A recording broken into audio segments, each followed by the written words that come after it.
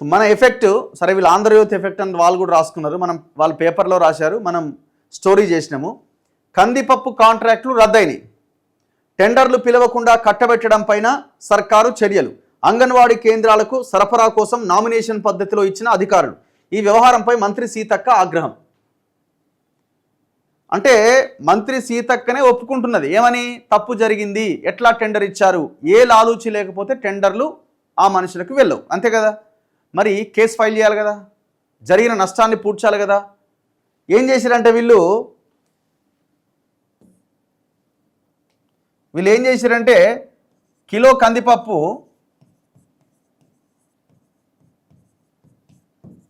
ఒకే వ్యక్తికి టెండర్ ఇచ్చారు, మొత్తం అన్ని అంగన్వాడీలకు దాదాపుగా.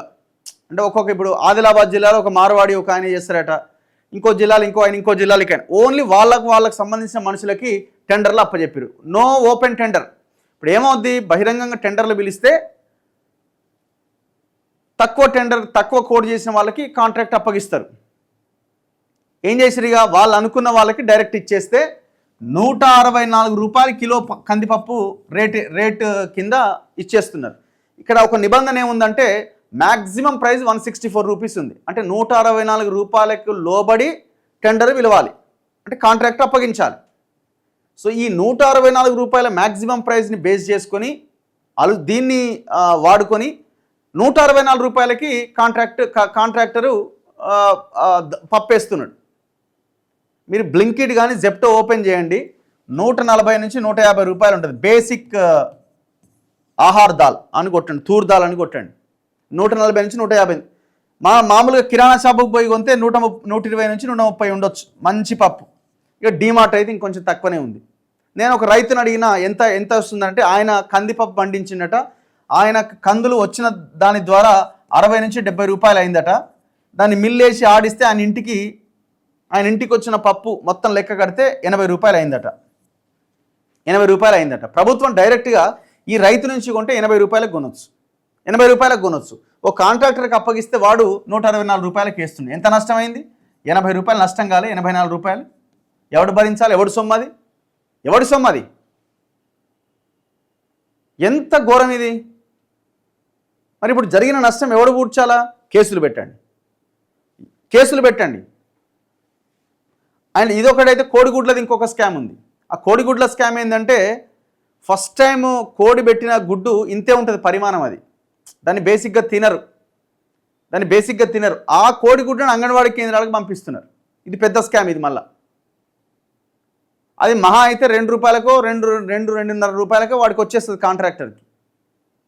దాన్ని అంగన్వాడీ కేంద్రాలకు ఇచ్చేసి గుడ్డు 5 రూపాయలు 6 రూపాయల బిల్లు క్లెయిమ్ చేసుకుంటున్నారు. అందుకే మీరు ఏ అంగన్వాడీ సెంటర్కి వెళ్ళినా ఇంతే ఉంటుంది ఆ గుడ్డు. ఇదో పెద్ద స్కామ్. ఇట్లా దాదాపుగా 36 లక్షల మంది ఆ బాలింతలు కానీ, గర్భిణీ స్త్రీలు కానీ, చిన్నపిల్లలు కానీ, చిన్నారులు కానీ అంగన్వాడీ కేంద్రాలకు వస్తుంటారు. 36 లక్షలు పర్ డే. ప్రతిరోజు ఒక ఎగ్ ఇవ్వాలి. ఇంక లెక్క పెట్టండి ఎన్ని కోట్ల రూపాయలకు సంబంధించిన ఇదో ఎన్ని కోట్ల రూపాయలు వెనకేసుకుంటున్నారు. మంచిదే, మీరు అట్లీస్ట్ మాట్లాడారు సీతక్క గారు, శబాష్. ఎవరైతే ఆ కేసు ఆ పర్టికులర్ ఇది కాంట్రాక్ట్ పొందారో, ఎవరైతే అప్పగించారో వాళ్ళ మీద కేసులు బుక్ చేయండి. ఇంతవరకు జరిగిన స్కామ్ ఏంది, కుంభకోణం ఏంటో తేల్చి వాళ్ళ మీద కేసులు బుక్ చేసిన డబ్బులు రికవరీ చేయండి. రాష్ట్ర వ్యాప్తంగా నిబంధనలకు విరుద్ధంగా కట్టబెట్టిన కందిపప్పు కాంట్రాక్టులను ప్రభుత్వం రద్దు చేసింది. అంగన్వాడీ కేంద్రాల కందిపప్పు సరఫరాకు జిల్లా కలెక్టర్ నేతృత్వంలోని కొనుగోలు కమిటీ ద్వారా మాత్రమే టెండర్లు పిలిచి కాంట్రాక్టులు ఖరారు చేయాలని మహిళా శిశు సంక్షేమ శాఖ ఉన్నతాధికారులు స్పష్టం చేశారు. అయినా కూడా టెండర్లు పిలవకుండా నిబంధనలకు విరుద్ధంగా 15 జిల్లాలో కాంట్రాక్టులు కట్టబెట్టారు. ఆ శాఖ ఉన్నతాధికారులు స్పందించి ఆ కాంట్రాక్టులు రద్దు చేశారు. నిబంధనలకు విరుద్ధంగా కాంట్రాక్టులు కట్టబెట్టడం పైన గురువారం జరిగిన సమీక్షా సమావేశంలో మహిళా శిశు సంక్షేమ శాఖ మంత్రి సీతక్క అధికారులపైన ఆగ్రహం వ్యక్తం చేశారు. సొంత నిర్ణయాలు ఎవరు తీసుకోమన్నారని ప్రశ్నించారు.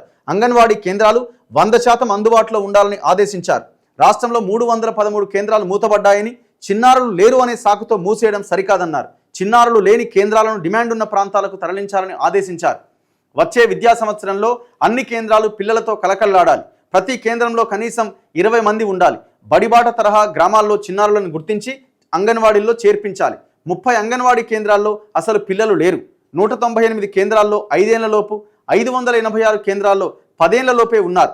చిన్నారులకు అందించే పోషకాహారంలో నాణ్యత లోపిస్తే కఠిన చర్యలు తీసుకుంటామని హెచ్చరించారు. ప్రతి అంగన్వాడీ కేంద్రానికి గ్రేడింగ్ ఇస్తామన్నారు. మంచి గ్రేడింగ్ వచ్చిన కేంద్రాల సిబ్బందికి ఎక్కువ కేంద్రాలు ఎంపికైన జిల్లా అధికారులకు అవార్డులు ప్రకటిస్తామని తెలిపారు. ఫస్ట్ ఆ గుడ్ల సంగతి కూడా తేల్చండి. ఆ గుడ్డు పరిమాణం ఎంత ఉండాలో చెప్పండి. ఇట్లా ఎన్ని స్కామ్లను ఇప్పుడు ఉపాధి హామీ కూలీలకి ఒక గడ్డపారో తట్ట ఇస్తారనుకుంటా. ఆ గడ్డపారలో కూడా కుంభకోణమేనట. ప్రతి దాంట్లో మళ్ళా గడ్డపారలు ఇవన్నీ సప్లై చేసేది ఒకటే అట. ఇక్కడ హాకా భవన్లో హాకా అనేది ఒకటి ఉంటుంది. అందులో మేము కూడా ఆర్టీఐ చేస్తున్నాం. మొత్తం సమాచారం అంతా తీసి అసలు దీని వెనకాల ఎవడున్నాడు, ఎవడికి ఇస్తున్నాడు ఈ కాంట్రాక్ట్లు, ఈ మొత్తం వ్యవహారం తేల్చాల్సిన అవసరం ఉంది. ఎందుకంటే ఇట్లాంటి చిన్న చిన్న అంశంగానే కనిపిస్తుంది. గుడ్డే కదా ఒకటే కదా అనిపిస్తుంది. కానీ 36 లక్షల మంది 36 లక్షల గుడ్లు పర్ డే. 1 మంత్కి ఎంత, సంవత్సరానికి ఎంత?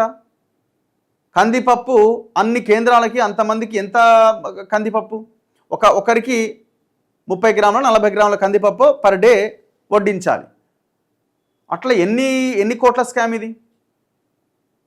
ఇది బయటకు కనబడని కుంభకోణాలు ఇవన్నీ.